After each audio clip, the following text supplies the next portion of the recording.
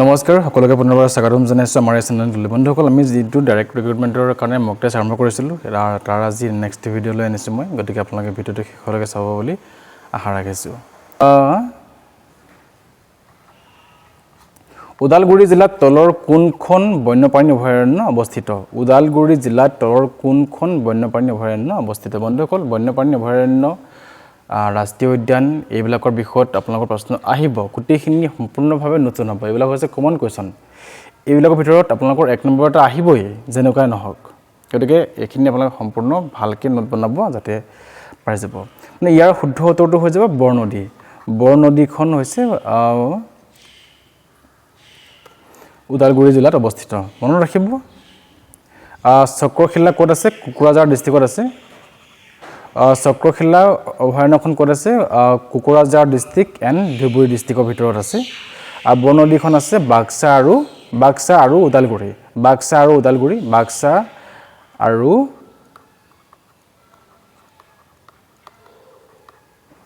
ওদালগুৰি আৰু আমচাংখন আছে গুৱাহাটী চহৰৰ পূব সীমান্তত অৰ্থাৎ কামৰূপত আছে ঠিক আছে আৰু বুঢ়া চাপৰিখন আছে শোণিতপুৰ ডিষ্ট্ৰিক্টত ঠিক আছে বুঢ়া চাপৰি বন্যপ্ৰাণী অভয়াৰণ্যখন আছে শোণিতপুৰ ডিষ্ট্ৰিক্টত এই গোটেইখন মই কথা কৈ দিছোঁ আপোনালোকে খুব ভালকৈ মনত ৰাখি ল'ব ঠিক আছে ইয়াৰ পিছৰ প্ৰশ্নটোলৈ আহিছোঁ মই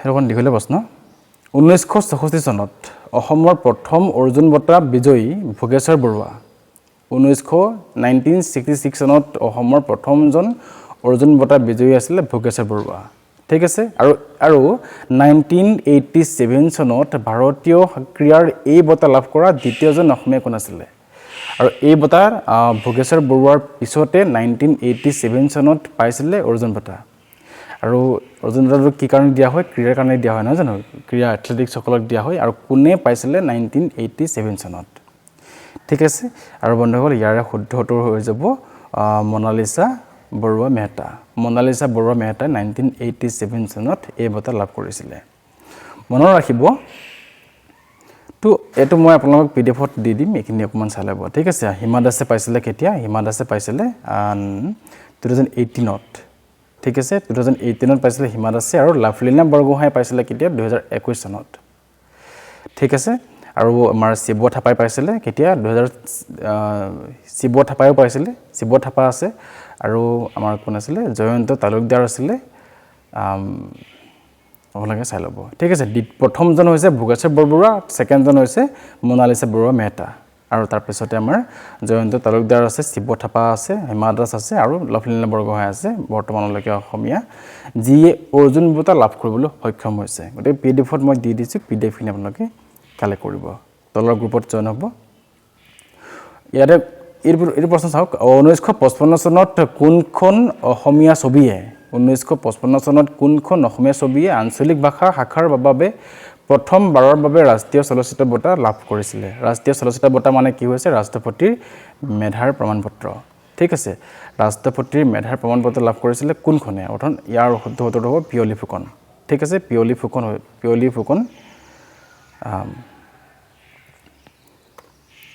আপোনালোকে ইয়াতে মনত ৰাখিব যে পিয়লি ফুকন মই অকণমান ইয়াতে দি দিছোঁ পিয়লি ফুকনখন প্ৰকাশ পাইছিলে 1955 চনত ঠিক আছে আৰু ইয়াৰ ডাইৰেক্টৰ আছিলে ফণী শৰ্মা ইয়াৰ পিছত আছিলে মাক আৰু মৰম প্ৰকাশ পাইছিলে 1957 চনত ইয়াৰ প্ৰকাশক আছিলে মানে ডাইৰেক্টৰ আছিলে নিপ বৰুৱা ঠিক আছে এই গোটেইখিনি আপোনালোকে চাই ল'ব আৰু মনত ৰাখিব 1966 চনত লতি ঘটি বুলি এখন যিখন প্ৰকাশ পাইছিলে সেইখন প্ৰকাশ কৰিছিলে আমাৰ শ্ৰদ্ধাৰ ডক্টৰ ভূপেন হাজৰিকাদেৱে ঠিক আছে আৰু ডক্টৰ বেজবৰুৱা 1969 ত প্ৰকাশ পাইছিলে সেইখন আছিলে ব্ৰজেন বৰুৱাদেৱে লিখিছিলে ওকে কেতিয়াবা আপোনাক দি দিব যে 1977 চনত প্ৰকাশ পোৱা সন্ধ্যাৰাগখনে ৰাষ্ট্ৰপতিৰ প্ৰমাণৰ বঁটা লাভ কৰিছিলে ঠিক আছে ৰাষ্ট্ৰপতিৰ মেধাৰ প্ৰমাণপত্ৰ লাভ কৰিছিলে এইখনৰ ডাইৰেক্টৰ কোন আছিলে ভৱেন্দ্ৰনাথ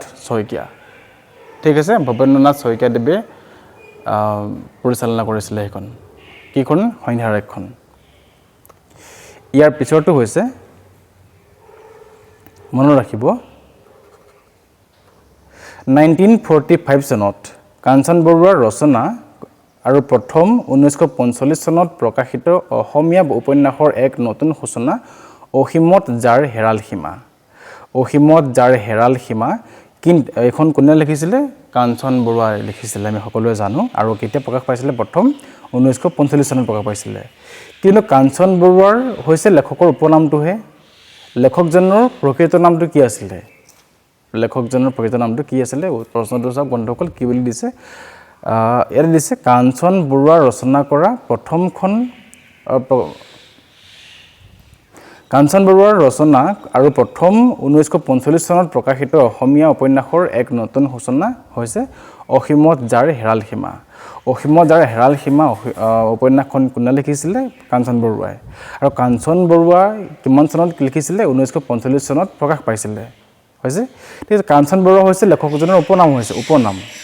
লেখকজনৰ প্ৰকৃত নামটো কি হয় বন্ধুসকল? ইয়াৰ মনত ৰাখিব। উত্তৰটো হৈ যাব অপশ্যন নম্বৰ বিটো ভুৱন মোহন বৰুৱা। কাঞ্চন বৰুৱা ওৰফে ভুৱন মোহন বৰুৱা। ভুৱন মোহন বৰুৱা হৈছে তেওঁৰ প্ৰকৃত নাম আৰু উপনাম হৈছে কাঞ্চন বৰুৱা। ঠিক আছে। ইয়াৰ পিছৰটো হৈছে সৈয়দ আব্দুল মালিকৰ এখন বিখ্যাত উপন্যাস ইংৰাজীৰ অনুবাদ হৈছে দ্য টেল অফ নবেডিক চ'ল। তলত উল্লেখ কৰা উপন্যাসৰ ভিতৰত কোনখন ইয়াৰ অনুবাদ হৈছে? বন্ধুসকল এইটো হৈছে অপশ্যন নম্বৰ চিটো শুদ্ধ উত্তৰ, অঘৰী আত্মাৰ কাহিনী। অঘৰী আত্মাৰ কাহিনী হৈছে দ্য টেল অফ নবেডিক চ'লৰ অনুবাদ। তো তেওঁ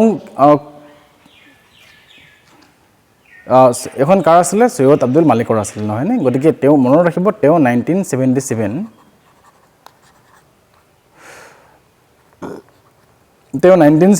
চনত অসম সাহিত্য সভাৰ অভয়াপুৰী অধিৱেশনৰ সভাপতিৰ আসন অলংকৃত কৰিছিলে। আৰু তেওঁৰ অঘৰী আত্মাৰ কাহিনী উপন্যাসখনৰ বাবে 1972 চনত সাহিত্য একাডেমী বঁটা লাভ কৰিছিল। আৰু তাৰপিছতে 1992 চনত অসম উপত্যকা সাহিত্য বঁটা লাভ কৰিছিলে। লগতে 1999 চনত শংকৰদেৱ বঁটা লাভ কৰিছিলে। আৰু ভাৰত চৰকাৰে প্ৰদান কৰা সৰ্বোচ্চ অসামৰিক সন্মান পদ্মশ্ৰী তথা পদ্মভূষণ লাভ কৰিছিলে 1999 চনত। ঠিক আছে। এইটো চাওক, এইটো এটা খুব ধুনীয়া প্ৰশ্ন হয়। প্ৰত্যেক ক্ৰিয়াৰে এক সমান আৰু বিপৰীতমুখী প্ৰতিক্ৰিয়া থাকে শীৰ্ষক পদাৰ্থবিজ্ঞানৰ সূত্ৰটো কোনে আগবঢ়াইছিলে? বন্ধুসকল ইয়াৰ শুদ্ধ উত্তৰটো হৈছে অপশ্যন নম্বৰ চিটো ছাৰ আইজাক নিউটন। হেল্ল' বন্ধুসকল, ভিডিঅ'টো চাই কেনেকুৱা পালে? যদি ভাল পালে like, comment, share and subscribe কৰিবলৈ নাপাহৰিব। Thank U. ইয়াৰ পিছৰটো হৈছে কোন শতিকাত চৰিত পুথিৰ বৃদ্ধি আৰু বিকাশ হৈছিলে? বন্ধুসকল চৰিত পুথিবিলাক কি হৈছে? চৰিত পুথি হৈছে শংকৰোত্তৰ যুগৰ এক প্ৰকাৰৰ সাহিত্য। বৈষ্ণৱ গুৰু শংকৰদেৱ, মাধৱদেৱ, হৰিদেৱ, দামোদৰদেৱৰ জীৱন চৰিত্ৰক কেন্দ্ৰ কৰি তেওঁলোকৰ শিষ্যসকলে এই জীৱনীমূলক সাহিত্য ৰচনা কৰিছিলে। আৰু এইখনেই হৈছে চৰিত পুথি। এতিয়া প্ৰশ্নটো হৈছে কোন শতিকাত চৰিত পুথিৰ বৃদ্ধি আৰু বিকাশ হৈছিলে? বন্ধুসকল ইয়াৰ শুদ্ধ উত্তৰটো হ'ব অপশ্যন নম্বৰ ডিটো 17 শতিকাত। এইটো ডিটো 17 শতিকাত ইয়াৰ বৃদ্ধি আৰু বিকাশ হৈছিলে। ইয়াৰ পিছৰটো হৈছে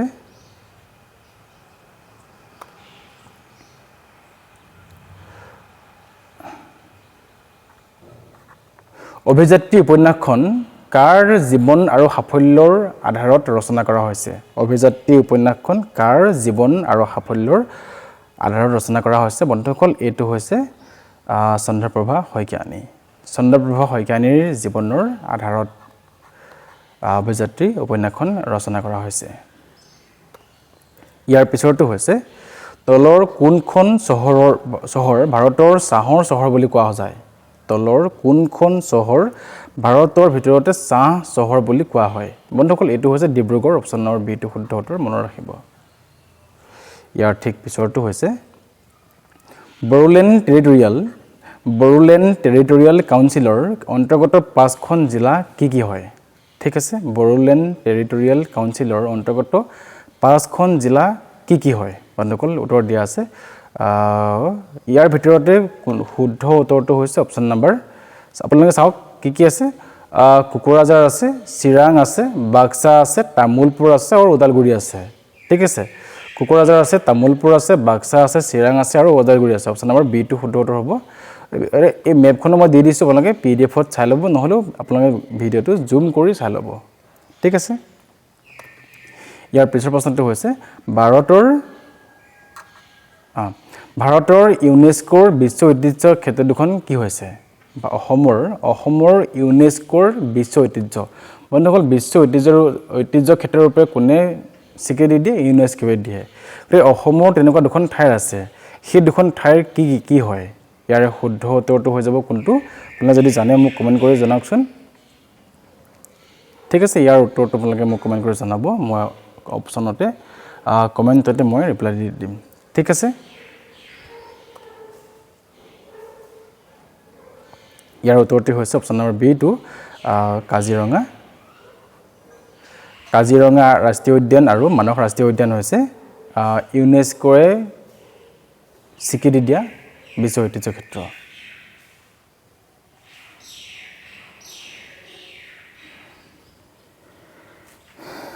ইয়াৰ পিছৰ প্ৰশ্নটো হৈছে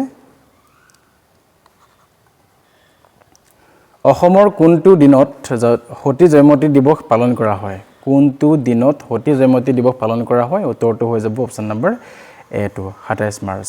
27 মাৰ্চত সতী জয়মতী দিৱস পালন কৰা হয়। বন্ধুসকল, কেইটামান মই দিৱস দি দিছোঁ ইয়াতে খুব ধুনীয়াকৈ, ইম্পৰ্টেণ্ট হয়।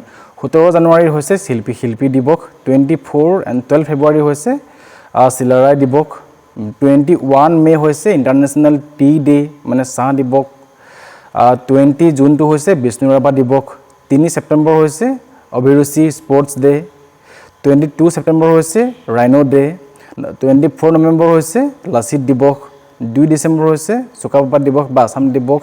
এণ্ড 10 ডিচেম্বৰ হৈছে শ্বহীদ দিৱস। বন্ধুসকল, খুব বেছি ইম্পৰ্টেণ্ট হয় এই দিৱসকেইটা, আহিব পাৰে এটা প্ৰশ্ন। ঠিক আছে।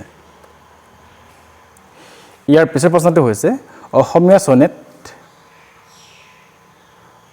চনেট প্ৰিয়তমাৰ চিঠি কোনে ৰচনা কৰিছিলে?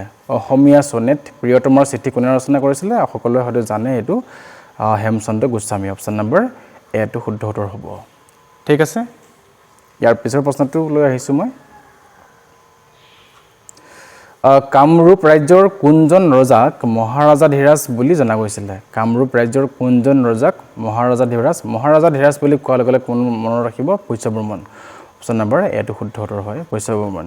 পুষ্য বৰ্মনক মহাৰাজাধিৰাজ বুলি জনা যায়। ইয়াৰ পিছৰটো হৈছে 2023 চনৰ ছেপ্টেম্বৰ মাহত কাজিৰঙা ৰাষ্ট্ৰীয় উদ্যানৰ প্ৰথম মহিলা সঞ্চালক হিচাপে কাক নিযুক্তি দিয়া হৈছিলে? বন্ধুসকল, ইয়াৰ উত্তৰটি হৈছে সোণালী ঘোষ। অপশ্যন নম্বৰ বি টো শুদ্ধ উত্তৰ হ'ব। সোণালী ঘোষক দিয়া হৈছিলে কাজিৰঙা ৰাষ্ট্ৰীয় উদ্যানৰ প্ৰথম মহিলা সঞ্চালক হিচাপে। ঠিক আছে। তেওঁ কিন্তু অসমৰ নহয়। নিম্নলিখিত কোন ৰজাৰ শাসনকালত বৰবৰুৱা আৰু বৰফুকন পদবীৰ সৃষ্টি কৰা হৈছিলে? নিম্নলিখিত কোন ৰজাৰ শাসনকালত বৰবৰুৱা আৰু বৰফুকন পদৰ সৃষ্টি কৰা হৈছিলে? এইটো হৈছে বন্ধুসকল প্ৰতাপ সিংহ। অপশ্যন নম্বৰ গ টো শুদ্ধ উত্তৰ। প্ৰতাপ সিংহৰ দিনতে বৰবৰুৱা আৰু বৰফুকন পদবীৰ সৃষ্টি কৰা হৈছিলে। ইয়াৰ পিছৰটো হৈছে আহোম ৰাজ্যৰ প্ৰথম বৰবৰুৱা কোন আছিলে? আহোম ৰাজ্যৰ কোনে সৃষ্টি কৰিছিলে বৰবৰুৱা আৰু বৰফুকনটো? প্ৰতাপ সিংহই। গতিকে প্ৰথমজন বৰবৰুৱা কোন আছিলে? মোমাই তামুলী আছিলে। বন্ধুসকল, উত্তৰটো গ নম্বৰটো শুদ্ধ উত্তৰ হ'ব। মোমাই তামুলী আছিলে প্ৰথমজন বৰবৰুৱা। ইয়াৰ পিছৰটো প্ৰশ্ন হৈছে পাহাৰীয়া অঞ্চলত কি পদ্ধতিৰে খেতি কৰা হয়? বন্ধুসকল, পাহাৰীয়া অঞ্চলত যিটো পদ্ধতিৰে খেতি কৰা হয় সেইটো হৈছে বেদিকা। অপশ্যন নম্বৰ এ টো শুদ্ধ উত্তৰ। বেদিকা বা টেৰেক ফাৰ্মিং বুলি কোৱা হয়। তলৰ কোন ঠাইত কয়লা খনি নাই? তলৰ কোন ঠাইত কয়লা খনি নাই? এইটো হৈছে বন্ধুসকল অপশ্যন নম্বৰ ডি টো শদিয়াত নাই। শদিয়াত কয়লা খনি নাই। লিডুত আছে, কৰাণীগঞ্জত আছে, বোকাৰোতো আছে, কিন্তু শদিয়াত নাই। ইয়াৰ পিছৰ প্ৰশ্নটো হৈছে বিশ্বৰ ভিতৰত ডাঙৰ তৈল শোধনাগাৰটোৰ নাম কি হয়? বিশ্বৰ ভিতৰত ডাঙৰ তৈল শোধনাগাৰটো অৰ্থাৎ অইল ৰিফাইনাৰীটোৰ নামটো হৈছে জামনগৰ ৰিফাইনাৰী। ঠিক আছে। জামনগৰটো ক'ত আছে? গুজৰাটত আছে।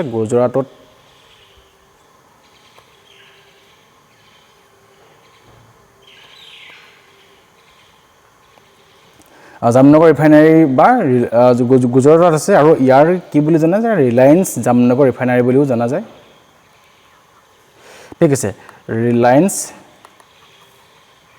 ৰিলায়েন্স জামনগৰ ৰিফাইনাৰী বুলি কোৱা নাযায় আৰু কোনে বনাইছে এইটো ৰিলায়েন্সে বনাইছে ঠিক আছে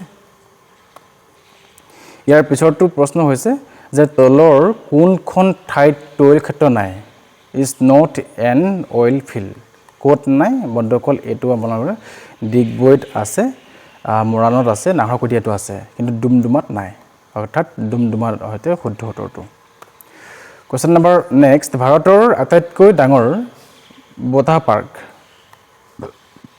ভাৰতৰ আটাইতকৈ ডাঙৰ বতাহ পাৰ্কখনৰ নামটো কি হয় which is the India's largest wine farm মানে এইটো হৈছে আপোনালোকৰ জয়সালমেৰ হৈখন হৈছে সেকেন্ড লাৰ্জেষ্ট ঠিক আছে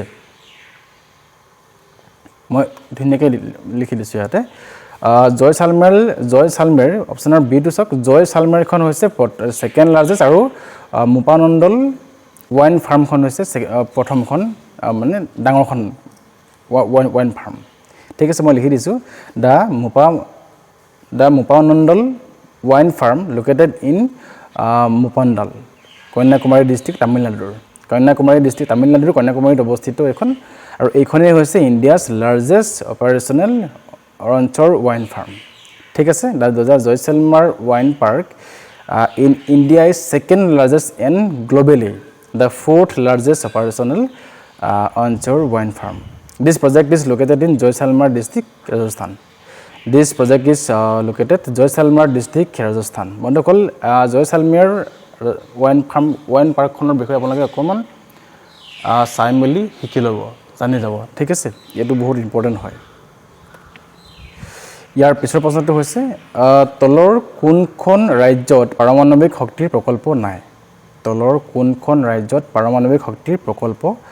নাই ইয়াতে উত্তৰটো হৈ যাব কেৰেলাত পাৰমাণৱিক শক্তিৰ প্ৰকল্প নাই বন্ধুসকল মনত ৰাখিব আপোনালোকে খুব বেছি ইম্পৰ্টেণ্ট নহয় মহাৰাষ্ট্ৰত আছে নামটো হৈছে তাৰাপুৰ ৰাজস্থানত আছে নামটো হৈছে ৰবট ভাট্টা উত্তৰ প্ৰদেশত আছে নামটো হৈছে নাৰুৱা গুজৰাটত আছে নামটো হৈছে কাকৰাপাৰ আৰু কৰ্ণাটকত আছে নামটো হৈছে কিয়াগা কালপক্কমত আছে নামটো হৈছে তামিলনাডুত আছে নামটো হৈছে কালপক্কম আৰু তামিলনাডুতে আৰু এখন আছে কুন্দন কোলামু তামিলনাডুতে আছে সো সকলোতকৈ বেছি নিউক্লিয়াৰ পাৱাৰ প্লেণ্ট আছে বুলি যদি সোধে যে ক'ত আছে ভাৰতৰ ক'ত আছে এইটো হৈছে হ'ব তামিলনাডুত আটাইতকৈ বেছি নিউক্লিয়াৰ পাৱাৰ প্লেণ্ট আছে ইয়াৰ পিছৰটো হৈছে ভাৰতৰ ডাঙৰ নদী বান্ধটোৰ নাম কি হয় ভাৰতৰ ডাঙৰ নদী বান্ধটোৰ নামটো হৈছে ভাক্ৰা নাঙল নদী বান্ধ ঠিক আছে ভাক্ৰা নাঙল ডেম আৰু এইটো ক'ত আছে হিমাচল প্ৰদেশ আৰু পাঞ্জাৱত আছে ঠিক আছে আৰু এইটো হৈছে ভাৰতৰ ভিতৰতে সকলোতকৈ ডাঙৰ নদী বান্ধ ইয়াৰ পিছৰ প্ৰশ্নটো হৈছে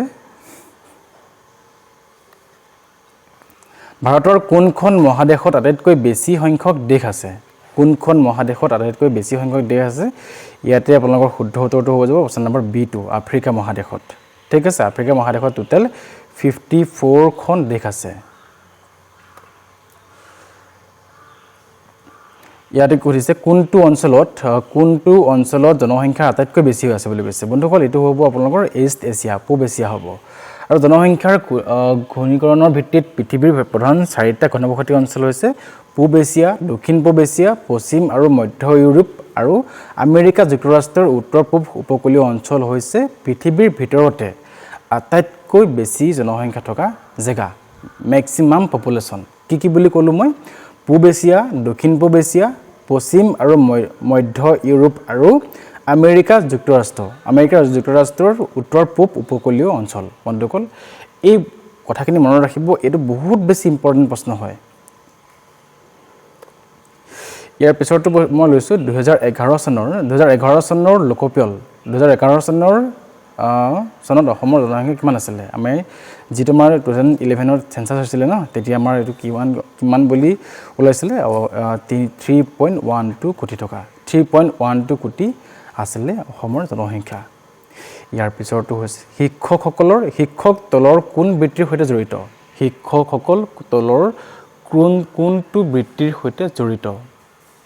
ইয়াতে অপশ্যন দিয়া আছে প্ৰাথমিক বৃত্তি, দ্বিতীয় বৃত্তি, তৃতীয় বৃত্তি আৰু চতুৰ্থ বৃত্তি। চ' ইয়াতে শুদ্ধ উত্তৰটো হ'ব যে অপশ্যন নম্বৰ এইটো চিটো, তৃতীয় বৃত্তি।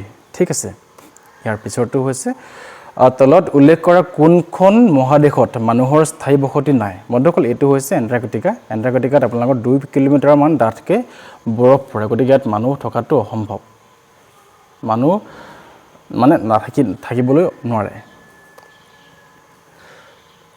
তলৰ কোনটো কাৰকৰ বাবে চুনামীৰ সৃষ্টি হ'ব পাৰে? এইটো হৈছে আপোনাৰ অপশ্যন নম্বৰ এটো, ভূমিকম্পৰ কাৰণে চুনামীৰ সৃষ্টি হ'ব পাৰে। ইয়াৰ পিছৰটো হৈছে কোন চনত ভাৰতত প্ৰথমবাৰৰ বাবে ৰেল সেৱাৰ আৰম্ভ কৰা হৈছিলে? কোন চনত প্ৰথমবাৰৰ বাবে ভাৰতৰ ৰেল সেৱা? এইটো হৈছে 1853 চনত। অ'কে, বম্বেৰ পৰা থানেলৈকে। ঠিক আছে, থানেলৈকে 21 কিলোমিটাৰ ৰেল জংচন চলিছিলে প্ৰথম 1853 চনত। ঠিক আছে, তলৰ কোনটো উক্তি শুদ্ধ? বাণভট্টৰ দ্বাৰা ৰচিত হৰ্ষচৰিত। হিউৱেন চাঙে লিখা খন হৈছে CUK। সুকুমাৰ বৰকাইথে লিখা ইণ্ডিকা। বীৰেন্দ্ৰ কুমাৰ ভট্টাচাৰ্যৰ দ্বাৰা ৰচিত হৈছে মৃত্যুঞ্জয়। বন্ধুসকল ইয়াৰ শুদ্ধ উত্তৰ কোনটো হ'ব? অপশ্যন নম্বৰ সুকুমাৰ বৰকাইথে লিখাটো ইণ্ডিকাটো নহয়, এইটোৱে চাগে মই ভুল দেখিছোঁ, অকণমান আপোনালোকে চাই ল'ব। ঠিক আছে, মোৰ মতে এ আৰু 3 নম্বৰটো শুদ্ধ হ'ব লাগে। ঠিক আছে, হেল্ল' বন্ধুসকল, ভিডিঅ'টো চাই কেনেকুৱা পালে? যদি ভাল পালে like, comment, share and subscribe কৰিবলৈ নাপাহৰিব। Thank U.